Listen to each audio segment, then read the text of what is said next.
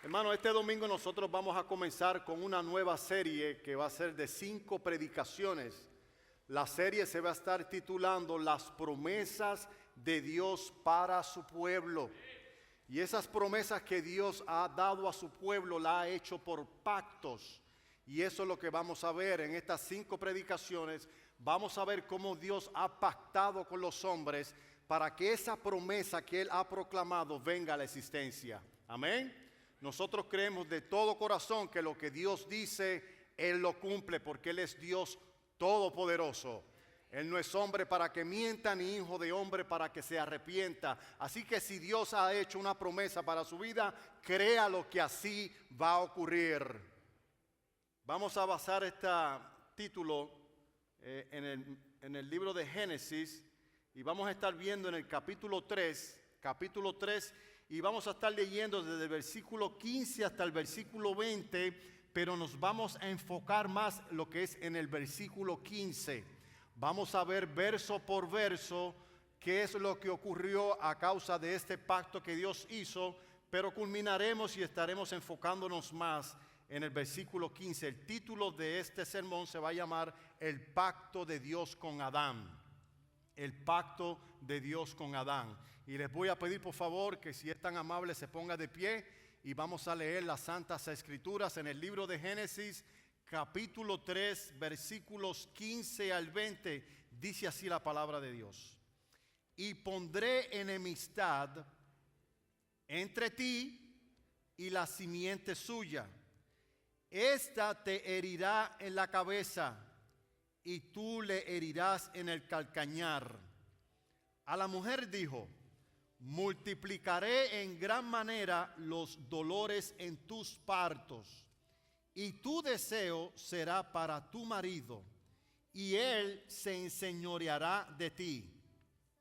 Y al hombre dijo: por cuanto obedeciste a la voz de tu mujer y comiste del árbol de que te mandé diciendo, no comerás de él, maldita será la tierra por tu causa, con dolor comerás de ella todos los días de tu vida.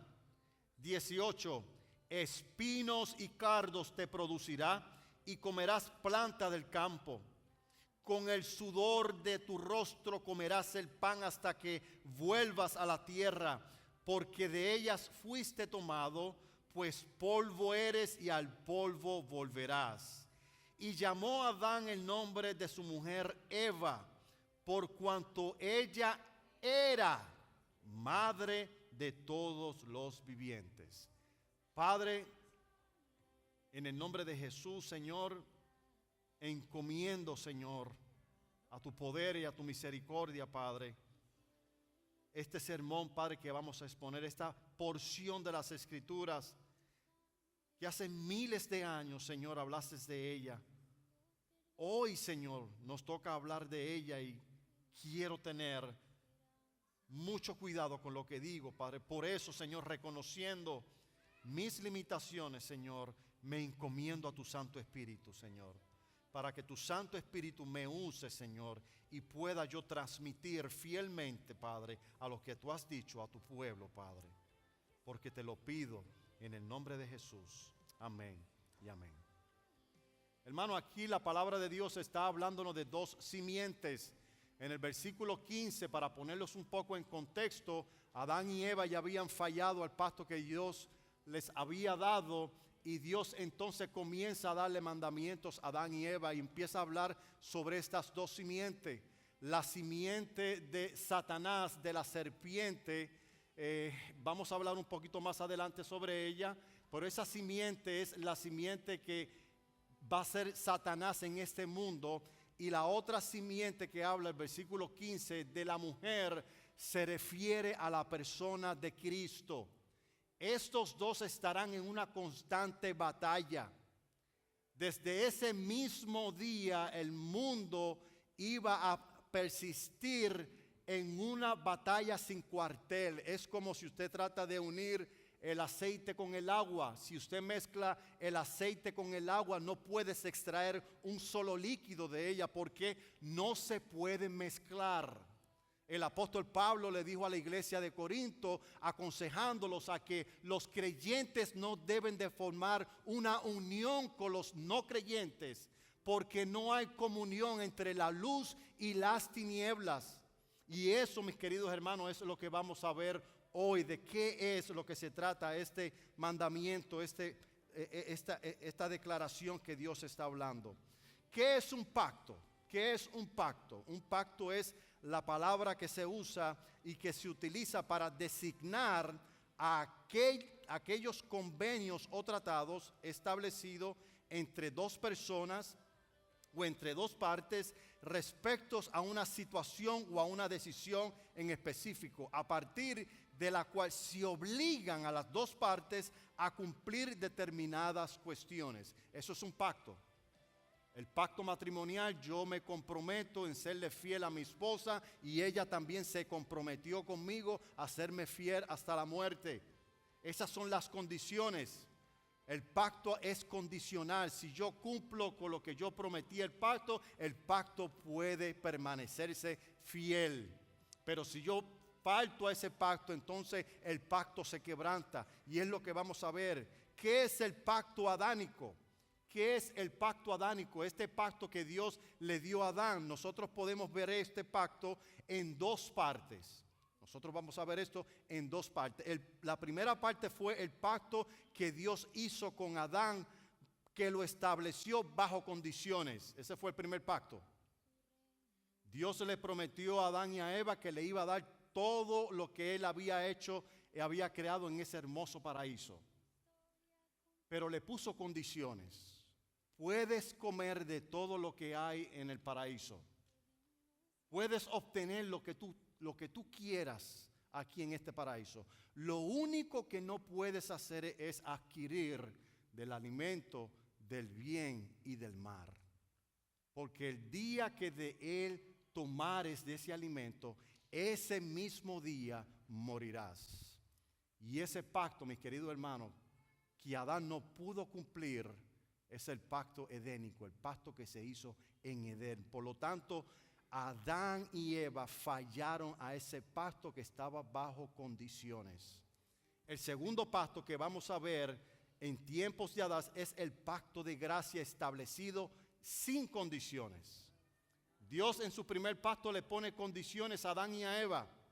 En el segundo pacto que Dios hace con Adán y Eva no le pone condiciones, sino que la única condición que Dios iba a cumplir ese pacto era su misma palabra. Amén. Y eso es lo que queremos ver en el desarrollo de este sermón. ¿Cuál fue el resultado del pacto fallido? ¿Cuál fue el resultado de que Adán y Eva hayan fallado a ese pacto que Dios había hecho con ellos? Y ahí es donde vamos a entrar a los versículos para ver brevemente. No voy a ser exhaustivo en cada versículo, hermano, porque cada versículo tiene su propio sermón. Sino que voy a hacer de forma panorámica qué es lo que dijo Dios en esos versículos. Versículo 16. Mira lo que el versículo 16 Dios le dice a la mujer por haber quebrantado el pacto que Dios había hecho con ellos. Dice, a la mujer dijo, multiplicaré en gran manera los dolores en tus preñeces. Con dolor darás a luz los hijos y tu deseo será para tu marido y él se enseñoreará sobre ti. Ese es el primer resultado que vemos a un pacto fallido. Que Eva, y no solamente Eva, hermanos, sino todas las mujeres de este mundo, desde ese momento, iban a experimentar parto cuando dieran a luz un hijo. Tremendo, ¿verdad que sí, hermano? Bueno, nosotros no tenemos idea de qué es ese dolor. Solamente las mujeres pueden experimentar ese dolor cuando vienen esas contracciones. Se supone que no fuera así, mis queridos hermanos. También la Biblia dice que la sujeción de la voluntad de Eva era solamente para su marido. Era para su marido. Y esto nos da a entender, hermanos, por lo menos una cosa. Que antes de que Caín y Abel nacieran, ya Adán y Eva habían tenido hijos. Y esto está en debate. Hay muchas personas que no creen esto.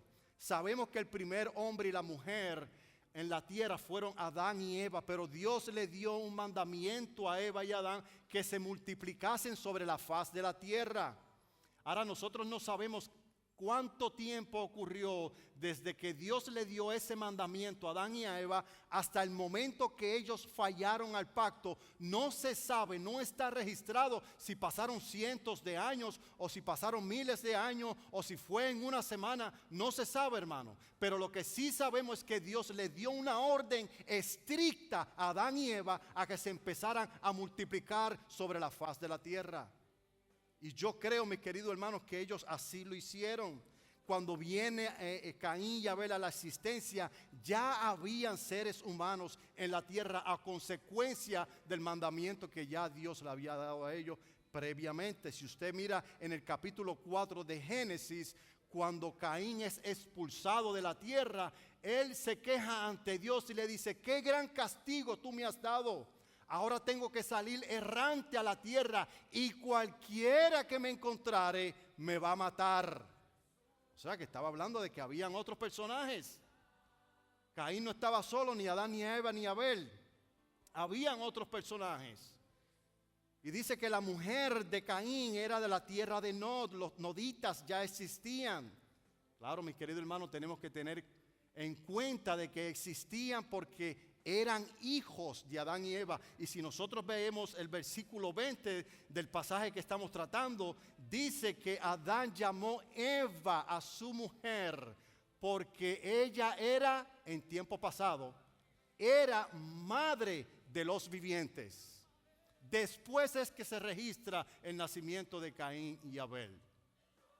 Yo he escuchado a teólogos, he escuchado a personas tergiversar un poquito esta escritura, el versículo 20, y dicen que Adán llamó a Eva porque ella sería madre de los vivientes. Pero la escritura no dice así, hermano. En todas las traducciones que yo he leído dice porque ella era madre de los seres vivientes.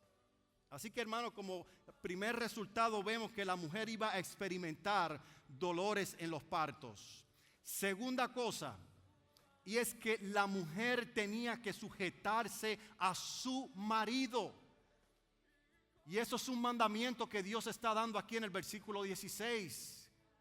La mujer, toda la voluntad, todo tu deseo, todo lo que tú quieres, vas a tener que filtrarlo a la voluntad de tu marido. Ya no puedes actuar como un agente solitario. Tú no vas a ser la que vas a poner las reglas. Tu marido se va a enseñorear sobre ti. Y yo sé que en estos tiempos y en estos contextos, hermano, eso se oye como una mala palabra. Estamos lidiando con un feminismo, hermano, que está invadiendo nuestras iglesias. Y es un feminismo, hermano, que no es nuevo.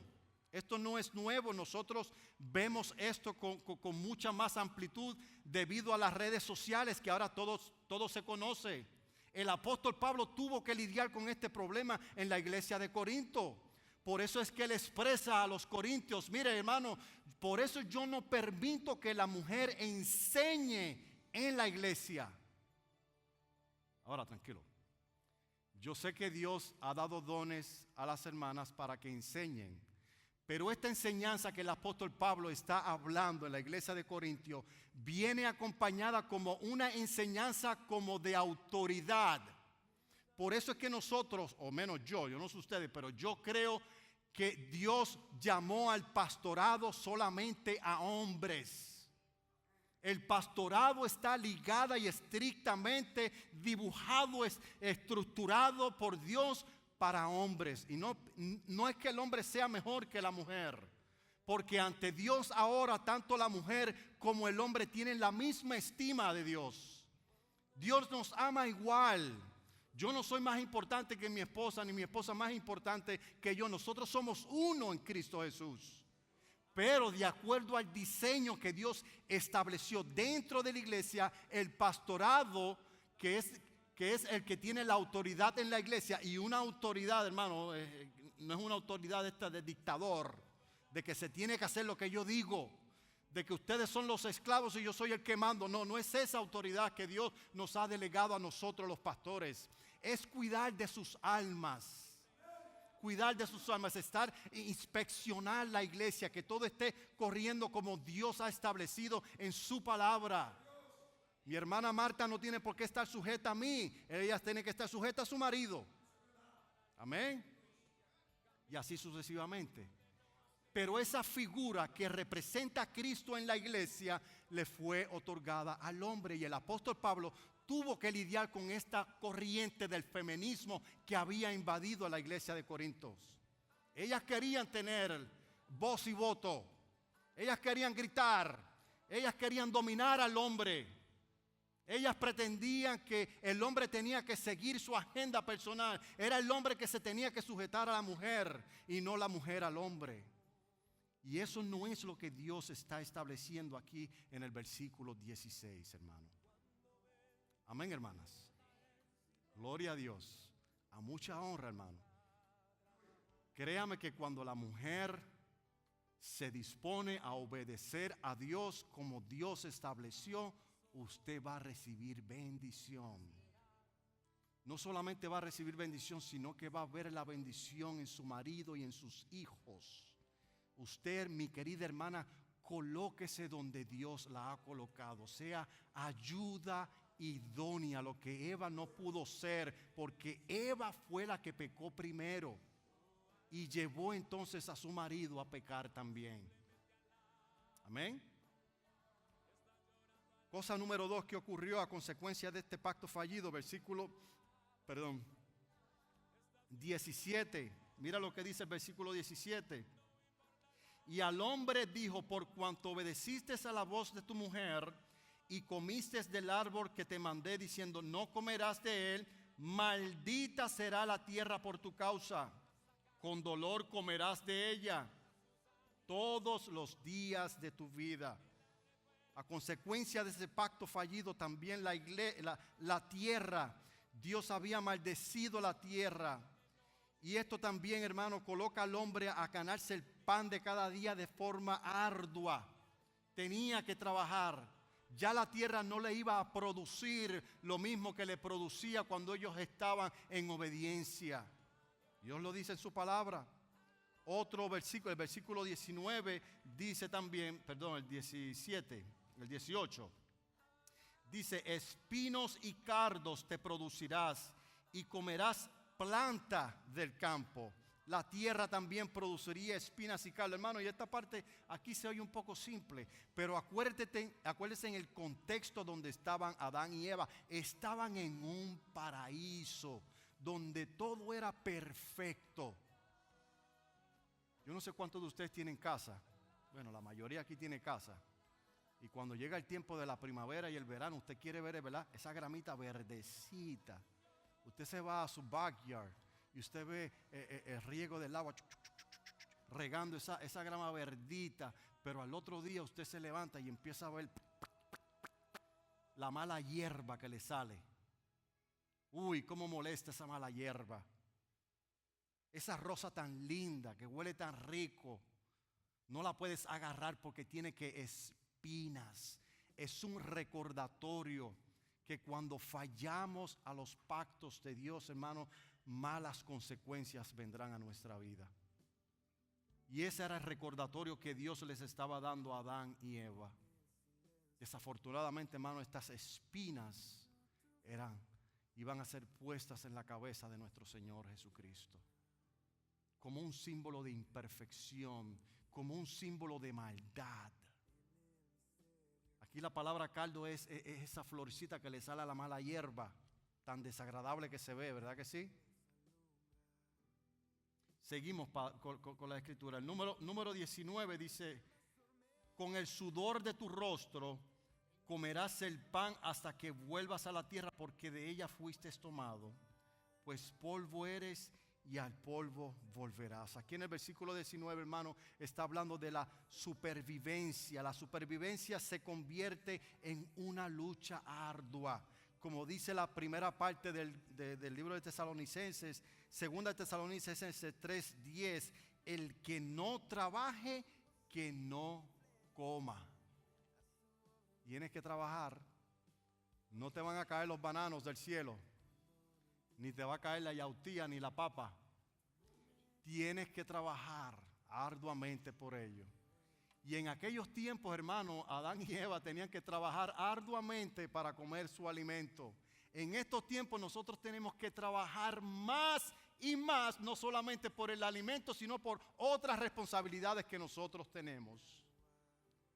Y a resultado de eso, hermanos, vienen emociones que enferman nuestra vida, la depresión, la ansiedad de cómo voy a pagar mis cuentas, el desespero porque no tengo un aumento en mi salario.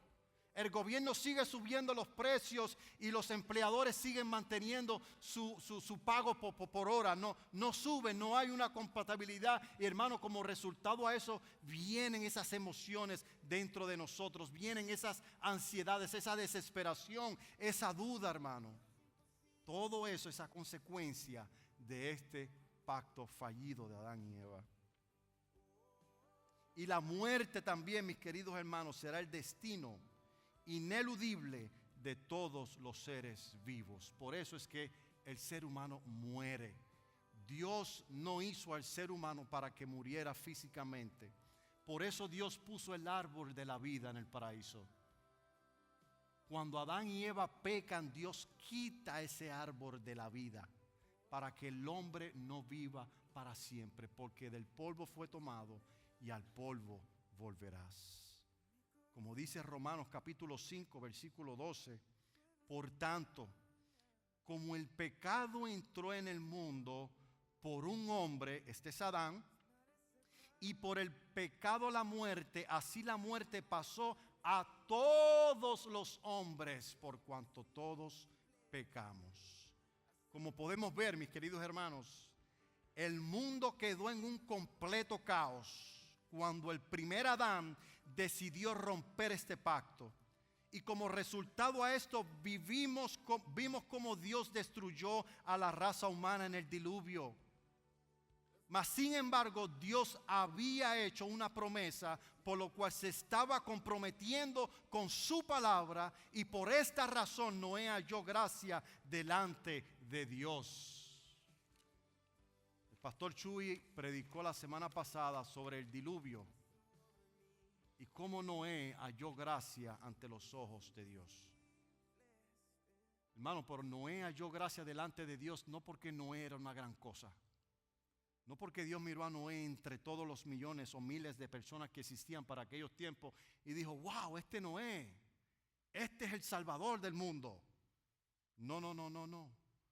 Dios le otorgó a Noé esa gracia, fue de Dios hacia Noé. Por eso es que Noé encontró esa gracia. ¿Por qué? Porque Dios tenía un pacto con su palabra que tenía que cumplir. En aquellos tiempos dice la palabra de Dios que los designios del hombre eran continuamente hacia el mal, y Dios se abstió de ese pecado, lo abrumó y decidió aniquilar el planeta entero. Pero escogió a Noé para que su promesa en el versículo 15 se cumpliera más adelante. Por eso es que Noé halló gracia delante de Dios. Y pondré enemistad entre ti y la mujer, y entre tu simiente y la simiente suya. Esta te herirá en la cabeza. Eso fue lo que Dios le dijo a Adán y a Eva.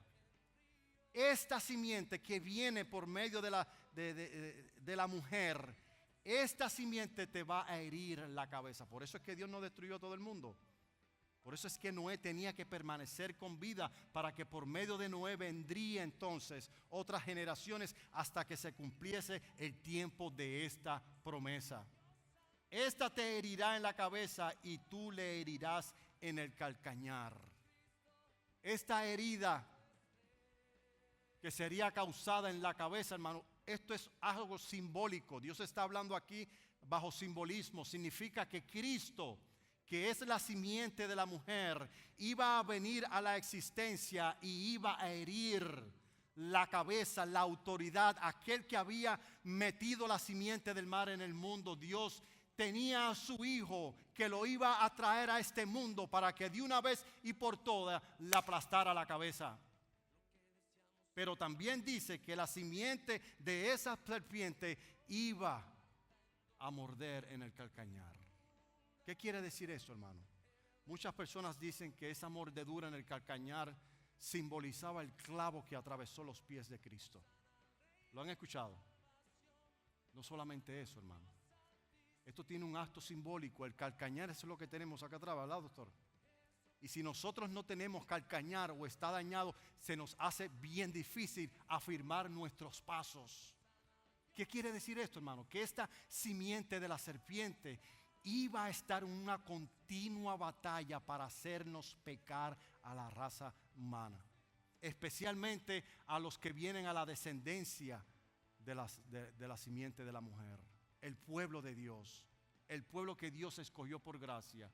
Esta simiente, esta serpiente continuamente está buscando cómo hacerte caer, cómo herir tus caminos para que tus caminos se tambaleen. Eso es lo que quiere decir, mis queridos hermanos. Ahora vamos a nuestro segundo punto. Dice la simiente del diablo y la simiente de la mujer. Vamos a ver por un momento esto. Estas dos simientes estarían en enemistad de por vida. Una representa a la descendencia del diablo y la otra representa la descendencia de Cristo. ¿Qué es una simiente? Una simiente es la semilla que produce el nacimiento de algo. Eso es una simiente, una semilla que se introduce con el fin de que más adelante veas el nacimiento de algo. Satanás pone su simiente y esa simiente es el pecado. El pecado. ¿Cuáles son las características de los portadores de la simiente del diablo? ¿Cuáles son las características de aquellos que tienen esta simiente de la serpiente? Hermano, y en esta sección también voy a decir malas palabras, porque voy a ofender a dos o tres, así como se me ofendió a mí, porque la palabra de Dios es más cortante que una espada de dos filos. Tiene dos filos. Una es para herirte, tirarte en el suelo, declararte lo inmundo y lo pecador que eres, pero el otro filo sirve para restaurarte, para sanarte y perdonarte si es que te quieres arrepentir de tus pecados. Esta es la condición de todos los hombres, no importa en qué estatus social usted viva, no importa de qué raza usted es, esta es la condición de todos los seres humanos. La simiente del diablo produce pecado. Y ese pecado eventualmente produce hijos del diablo. Uy, qué palabra más fea. Hijos del diablo. Por favor, acompáñame al libro de Efesios. Y vamos a ver las características de estos que poseen esta simiente en su corazón. Efesios capítulo 2. Y vamos a leer del 1 al 3. Mira cómo dice las escrituras. Y Él os dio vida a vosotros, está hablando a los creyentes, cuando estabais muertos en vuestros delitos y pecados. La primera característica que vemos aquí de alguien que tiene la simiente del diablo es que está muerto espiritualmente. No es sensible a las cosas de Dios. Por eso es que vienen hasta la iglesia y saliendo de la iglesia siguen practicando sus miserables pecados. No cambian porque están muertos espiritualmente hablando. El apóstol Pablo también le dijo a los corintios, mire, la palabra del Señor se discierne espiritualmente. Y los que no tienen al Espíritu Santo de Dios no las pueden discernir. No la entienden, no tienen esa convicción de pecado que los hace cambiar. Están muertos espiritualmente, sigue diciendo el texto en el versículo 2, en los cuales anduvisteis en otros tiempos, está hablando de nosotros, siguiendo la corriente de este mundo.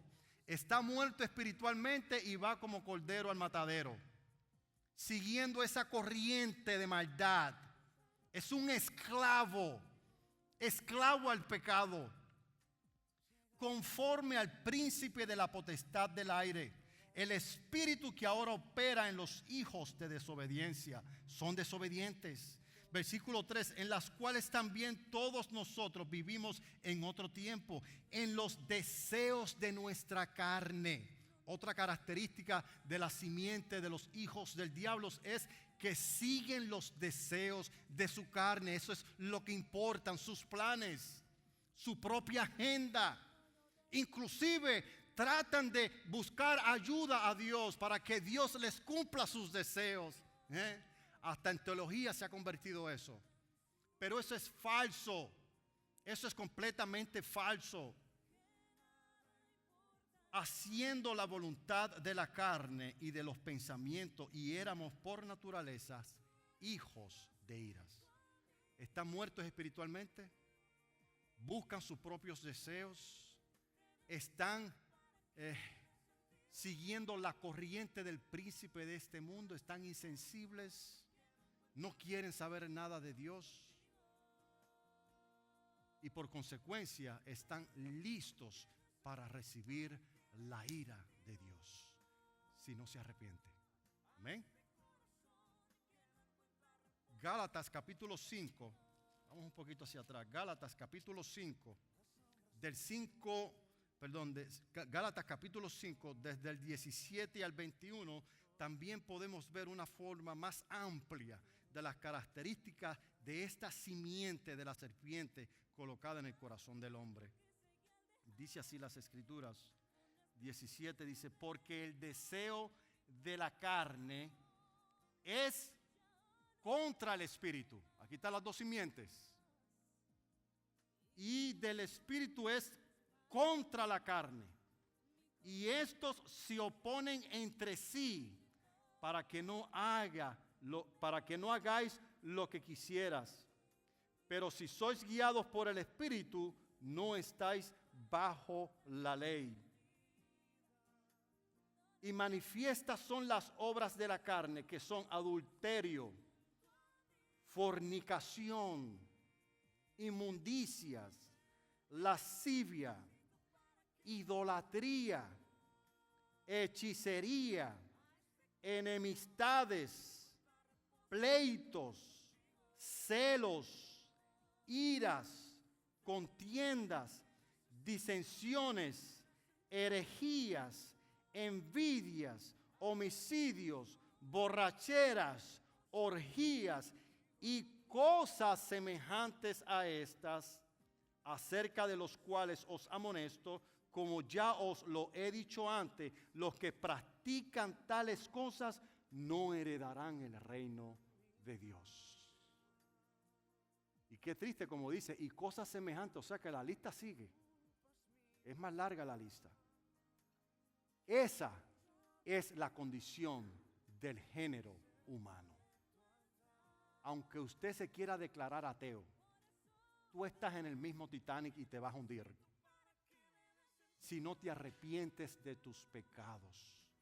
La simiente de la serpiente está en tu corazón. Está en tu corazón. Y de la única forma que tú puedes refrenar esto es si el Espíritu Santo de Dios viene a morar de forma permanente en nuestros corazones. Y eso me lleva a mi otro punto, las características de los portadores de la simiente de la mujer. ¿Cuáles son esas características? La simiente de la mujer produce la imagen de Dios, cuyo personaje principal es Cristo el Señor. Número 1, son nueva creación. Son nueva creación. Segunda de Corintios capítulo 5, versículo 17 dice que si alguno está en Cristo, nueva criatura es. Nueva criatura es. Las cosas viejas pasaron, he aquí todas son hechas nuevas. Tienes que nacer de nuevo. Tienes que nacer de nuevo. No puedes ser creyente en tu misma condición. Dios tiene que hacerte nacer del agua y del Espíritu para que ese Espíritu venga a morar en tu corazón. Él es el que genera ese nuevo nacimiento. También estos viven una vida moral, opuesta a los descendientes del diablo. Volvamos a Gálatas, capítulo 5, 22 al 25. Mira cómo dice: mas el fruto del Espíritu, estos son los que han nacido de nuevo, es amor, gozo, paz, paciencia, benignidad, bondad, fe, mansedumbre, templanza. Contra tales cosas no hay ley, porque los que son de Cristo han crucificado la carne con sus pasiones y deseos. Si vivimos por el Espíritu, andemos también por el Espíritu. Amén, hermano. O sea que hasta aquí vemos las dos simientes batallándose desde el principio que Dios dijo esta promesa. Quisiera avanzar porque ya nos está cogiendo el tiempo. Ahora vamos a ver, hermano, la guerra que hay entre estas dos simientes. ¿Estamos claros, amén, hermano? O sea que no le está malo si usted no es creyente. Yo le digo, usted es un hijo del diablo, no le va a estar malo. Porque esa es la realidad, hermano. Usted puede verse bien bonito, vestirse con un gabán blanquito, bien peinadito, bien perfumado. Y si tú no tienes a Cristo en tu corazón, la Biblia dice, yo no lo digo, la Biblia dice que usted está bajo la influencia del príncipe de las tinieblas y es constituido un hijo del diablo. Lo que éramos todos nosotros. Pero cuando Cristo vino, nos sacó del imperio de la muerte y nos colocó en el reino de su amado Hijo de luz. Eso es lo que necesitas hoy. Eso es lo que necesitas hoy. Miren la guerra, hermano, a causa de esta promesa que Dios hizo. Lo podemos ver en Caín y Abel. Dios dando la promesa a Adán y Eva, inmediatamente ellos pudieron ver con sus ojos la gran guerra que iba a venir en estas dos simientes. El hermano mata a su hermano por envidia, porque era un practicante del pecado y su hermano no. Y Dios consideró mejor las obras de Abel que de Caín. La envidia lo invadió y mató a su hermano. También lo podemos ver en el pueblo de Israel y sus enemigos. Cómo Dios escoge a esta nación para que por medio de esta nación, no porque la nación sea especial, esta nación existe o existió para aquellos tiempos porque el especial de especial iba a venir de esa nación, que es Cristo Jesús. El hijo de la promesa iba a venir por medio de Israel. Y como Satanás sabía eso, él constantemente le hacía la guerra. Les hería el calcañar. ¿Cuántas veces Dios no tuvo que disciplinar al pueblo de Israel cuando caían en pecado? 360 años, lo que se conoce como un ciclo de pecado en el libro de los jueces. Pecaban, Dios los disciplinaba, se arrepentían. Pecaban, Dios los disciplinaba, se arrepentían. En ese círculo se mantuvieron por 360 años. ¿Cómo el enemigo dividió a esta nación? La Israel del norte y Israel del sur. Israel del norte se desapareció completamente, se gentilizó completamente. Solo quedó Judá, la ciudad donde iba a nacer nuestro Mesías. También vemos cuando Cristo nace lo que hace Herodes. Herodes, cuando se entera que este rey ha nacido, Satanás intenta matarlo. Mira lo que dice el libro de Apocalipsis.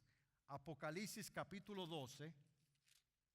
Apocalipsis capítulo 12, del 1 al 4. Mira cómo dice. Apareció en el cielo una gran señal. Una mujer vestida del sol con la luna debajo de sus pies y sobre su cabeza una corona de 12 estrellas. Y estando encinta clamaba con dolores de parto en la angustia del alumbramiento. También apareció otra señal en el cielo. He aquí un gran dragón escarlata. Hermano, lo que estamos viendo aquí es Génesis 3:15. Las dos simientes. Sigue diciendo que tenía 7 cabezas y 10 cuernos y en sus cabezas 7 diademas.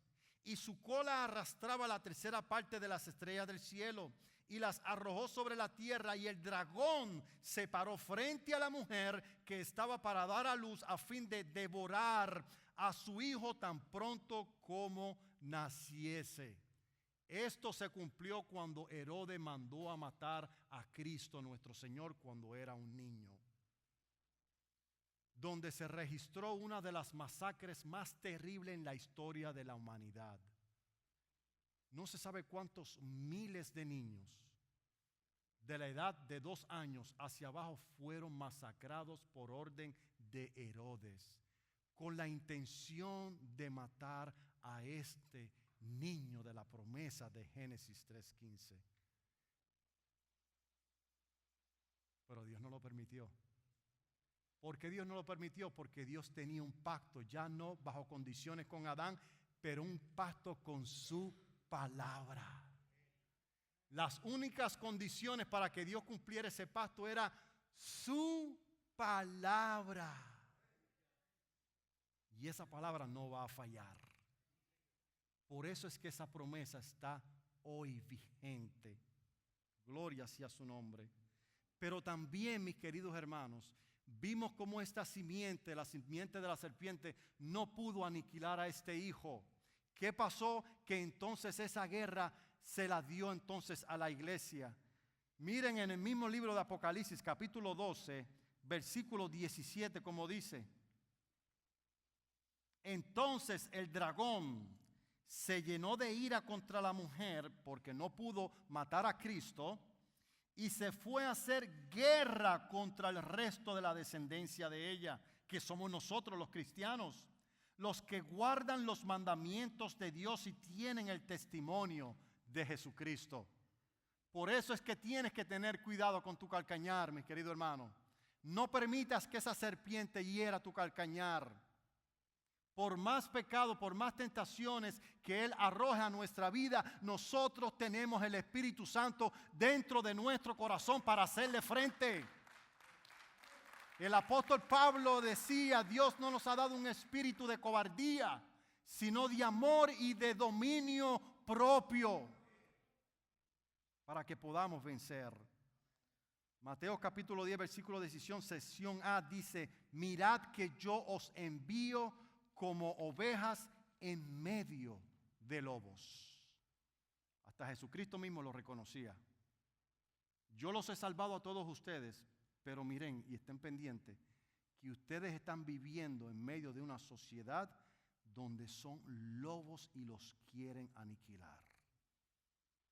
Por eso, hermano, yo les exhorto a que vivamos vidas consagradas para el Señor. No es tiempo de estar titubeando ni de jugando al cristianismo, porque Satanás no está en ese plan. Satanás quiere destruirte. Y él está usando gobiernos. Él está usando todas las herramientas que él puede tener para destruirte a ti, hombre, a ti, mujer, poniéndolos en contra. Porque si él logra eso, entonces va detrás de tus hijos. Y hermano, y lo que está haciendo el enemigo con nuestros hijos no es lo mismo que teníamos nosotros en los 80 y en los 60 ni en los 40. La lucha que están enfrentando estos niños, hermano, es una lucha grande. Tenemos una ideología de género que está tratando de trastornar a nuestros hijos. Ese es el enemigo, hermano, tratando de destruir. Concluyo con esto. ¿Cuál es el resultado del pacto de Dios con su palabra? ¿Cuál es el resultado del pacto de Dios con su palabra? Una redención segura para el pueblo de Dios en Cristo Jesús. El hombre perfecto que fue a la cruz del Calvario a pagar la culpa de la muerte que tú y yo merecíamos. Eso, mi querido hermano, esa justicia de Cristo nos da una salvación segura. En Él se cumple la profecía de Génesis 3:15. Nos asegura una redención segura, Dios, y el dominio absoluto de un reino de Cristo sobre el reino de la serpiente, aplastándola en la cabeza. Romanos capítulo 5, versículo 21 dice: para que así como el pecado reinó para muerte, así también la gracia de Cristo, reine por la justicia para vida eterna mediante Jesucristo nuestro Señor. Tenemos una salvación segura en Cristo. Eso es una promesa que Dios nos ha hecho y la ha cumplido, hermano. No depende de usted, depende de lo que hizo Cristo. Nuestra salvación no depende ni dependerá de ninguno de nosotros, solamente por lo que hizo Cristo en la cruz del Calvario. Tenga algo seguro, y yo sé que esto es una frase muy famosa dentro del cristianismo: tienes que ganarte la salvación. Usted no podrá ganarse la salvación, porque la salvación la ganó Cristo en la cruz del Calvario. Solo a Él sea la gloria. Solo la obra justa, solo la obra pura, solo la obra de perfección de Cristo es lo que es contado en la eternidad por los siglos de los siglos, no lo que nosotros podamos hacer. Número 2, una victoria del pueblo de Dios sobre el diablo a causa de la promesa de Dios en Cristo y su victoria en la cruz del Calvario. Romanos capítulo 16, versículo 20. Y el Dios de paz, escuche esto, hermano, y el Dios de paz aplastará en breve a Satanás bajo vuestros pies. La gracia de nuestro Señor Jesucristo sea con todos vosotros. Amén. Esa promesa se cumple en Cristo. Nosotros tenemos a Satanás aplastado debajo de nuestros pies, no por nuestro poder, sino por el Cristo que vive dentro de nosotros.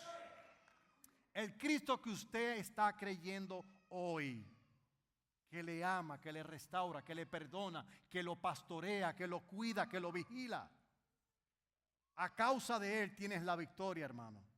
Amén. Gloria a Dios. Aunque la simiente de la serpiente trate de herir nuestro calcañar, la gracia de Cristo nos cubre de pecado.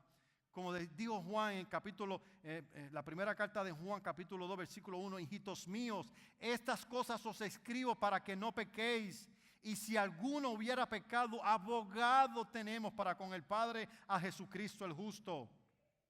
Aunque la simiente de la serpiente nos persiga para desanimarnos y hacernos retroceder del camino, decimos como el apóstol Pablo: pero una cosa hago, olvidando ciertamente lo que quede atrás y extendiéndome a lo que está adelante, prosigo hacia la meta, al premio del supremo llamamiento de Dios en Cristo Jesús nuestro Señor. Romanos capítulo 8, versículo 17, y aquí termino. Ante todas estas cosas, somos más que vencedores por medio de aquel que nos amó.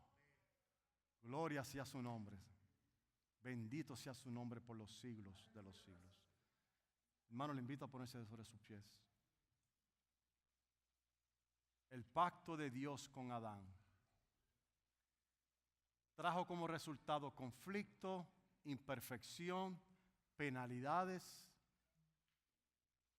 Pero el pacto de Dios con su palabra nos trajo una salvación segura en Cristo. En Cristo las puertas del paraíso se abren. Y te invita hoy y te llama: ven a mí. Porque solo yo puedo redimirte de ese pecado que la serpiente ha inyectado en tu corazón. Ven a mí.